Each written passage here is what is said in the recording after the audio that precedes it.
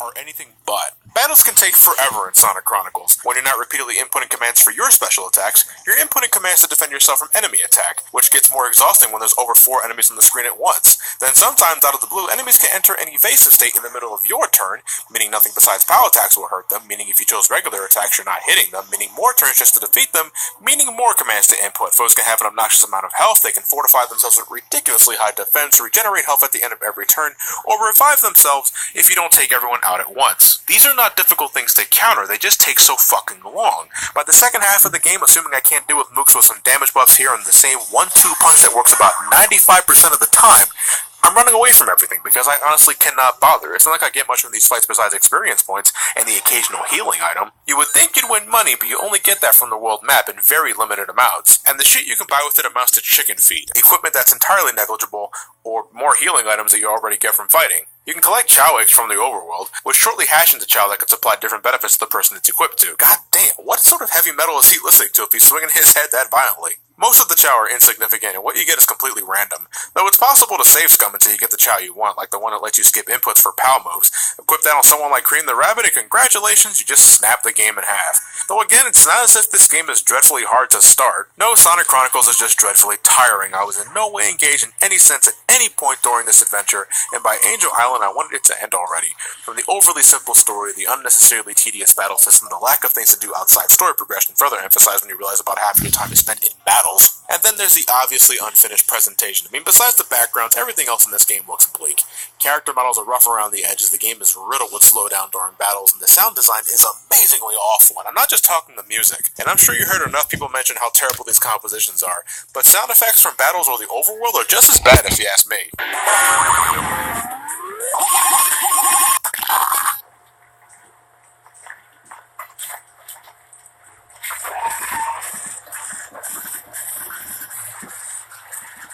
A few years ago, I might have told you the game was okay for beginners of the genre to jump into, but Jesus Christ, what a dumb fucking thing to say. I think my mindset was, in 2008, anything looked better compared to Sonic 06 or Sonic Genesis, so I think I went easy on it because I was a blind fanboy who just wanted Sonic to succeed. But you can't better yourself by ignoring the bad, you better yourself by learning from the bad.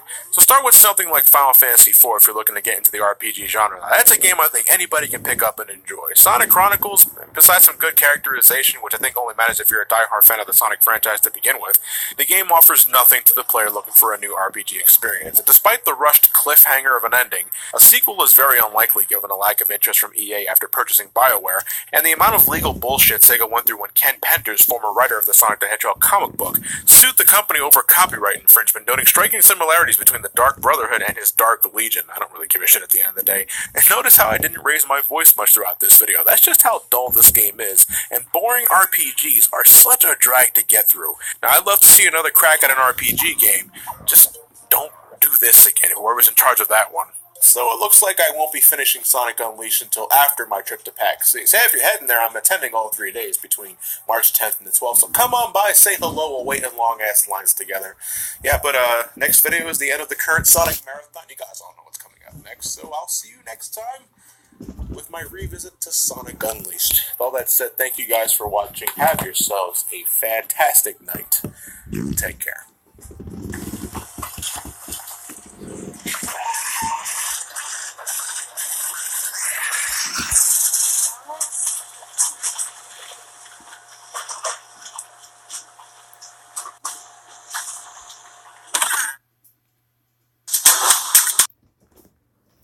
Mission and howl like a wolf. Though it's not as obvious, the HD version has different acts within a zone as well. They're not mandatory, but I recommend playing them anyway because that's more Sun and Moon medals you can collect, so you can at least have a change in scenery rather than repeating the same levels again if you need more medals. The HD version also has DLC, the Adventure Packs, basically a super hard version of stages created by someone that has a massive spike fetish, so you can give those a shot if you feel the daytime stages weren't challenging enough. I remember this game kicking my ass in 2008. Since you move so fast, you need higher than average reflexes to perform optimally and avoid either running into an obstacle at 300 miles per hour or plummet down a bottomless pit. That specifically might happen on more than one occasion given the do-or-die scenarios and quick-time events the game is littered with in the second half. And need I mention Eggman Land, the final level of the game? It's fitting for something technically in the works since 1998. This Circus from Hell delivers on the pain and anguish on both accounts. You play as both Sonic and the Werehog. 72 minutes! That's how long it took on my first attempt so many years back. Nowadays I can finish it in under half an hour, but goddamn, just goddamn. And the final boss is just the fucking worst. I'll gladly give props to the Wii version for just making the first half of it punch out. Just look at it. Fucking punch out. Sonic Unleashed can be tough. Perhaps, in my opinion, a little too tough. I wouldn't recommend it to someone's first Sonic game, that's for sure. It requires more than what your standard Mario game asks for, and to some, that could be a good thing for the sake of giving the game its own identity. But if, say, your average Joe who's just looking for another platformer can't even finish the fucking thing, is that really a good thing after all? As a Sonic fan, I got this because I'm just that, a Sonic fan. It's expected from me. Now, I know what to expect, but I still get my ass kicked from time to time in this game. If anything, I would recommend the Wii version to start out. It's not as pretty or as fast as the HD game, but I think it's easier to jump into and it doesn't ask for too much from the get-go. It takes its time with things, and yeah, at points the levels feel a little empty, but once you get a hang of it, you'll be clearing levels way faster than you can manage in the HD version. Stages like Eggman Land are even broken up into separate missions, so you don't have to do everything in one go. Oh, sweet Jesus, thank God. I was able to finish this game, and I'm not the biggest aficionado in platformers. Let that speak for how accessible this version of the game is. Still, that doesn't totally negate the Werehog stuff, though. It doesn't matter what version you play, it's the antithesis of what's expected from a Sonic game, offering nothing that games like God of War or Devil May Cry already deliver on a much better scale. Seriously, go play those if you really want to punch something in the face. You know, I may not enjoy the Werehog still, but I'm glad Sonic Unleashed was a thing, because it gave us a form of Sonic that Sonic Team would later refine and polish, resulting in games that I think anyone, not just Sonic fans, can enjoy. Not to mention, the game is oozing with charm. Like, it's clear Sonic Team wanted to apologize for the 15th anniversary, and they wanted to make up for it. Sonic Unleashed is a technical marvel in looks and sound. It's got a shitload of personality, too, you know, the world you travel on, the people you meet. There's plenty to do and collect outside the main game if you want to go for achievements and all that. In a lot of ways, Sonic Unleashed reminds me of why I love the franchise in the first place. It's just that fucking Werehog, man. It just wasn't needed. Hence why I only go back to the daytime levels. You know, Sonic Team originally thought that without the Werehog, Sonic Unleashed would be considered too short of a game to sell well. But as Sonic Colors and Generations were anything to go by, people don't give a shit about length if the game is good from beginning to end. So, when's the SGV playthrough? I don't know. Sometime this year, I guess. Yeah, at least you know you'll enjoy half of it. I suppose so. Yeah. Remember back then when we used to argue which version was better? I do, actually. I see the qualities of both versions now, so yeah, that was a thing. This is odd. Usually we talk shit to each other at the end of these. Did you want to talk shit? I guess I'm expecting a little more, I guess. I got it. What you want to do? I hate this. I don't know what this is. You gotta grab the phone. Go, you're back. I'm trying. Back. No. Sucks. I don't fucking know. I'm not moving. And apparently getting omitted. You can sort of feel it at times. Link goes through 2 dungeons to get 2 pearls of the goddesses respectively, but the third one is just oddly given to him with no climax. Wind Waker is filled with a lot of miniature instances, not necessarily full dungeons, and 2 of those actual dungeons are pretty similar in execution, in which you use the Wind Waker to mind control your partner to solve puzzles. Actually, now that I think about it, that's also a big theme in the Tower of the Gods, so make that 3 times you're solving dungeons in a similar fashion. But let no other example exemplify the lack of content than that fucking Triforce hunt.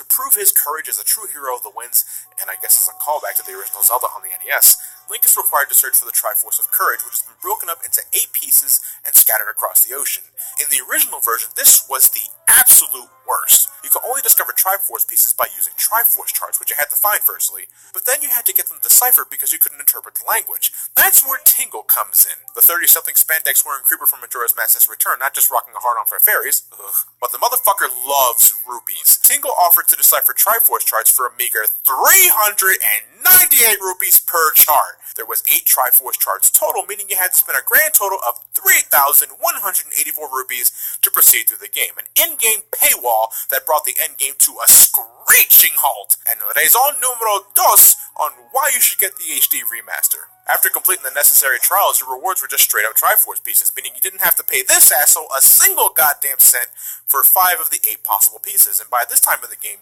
you should easily have over 1,200 rupees to get the remaining 3 Triforce pieces from the charts, because it ain't like you'll be spending money on potions or other things. This is hands down one of the easiest Zelda games I ever played. From the expanded combat options like the parry system, which lets you easily counter just about anything, the sheer utility and item upgrades that give you more options on top of the extended combat, the outright broken techniques you can unlock, and finally Grandma's Soup.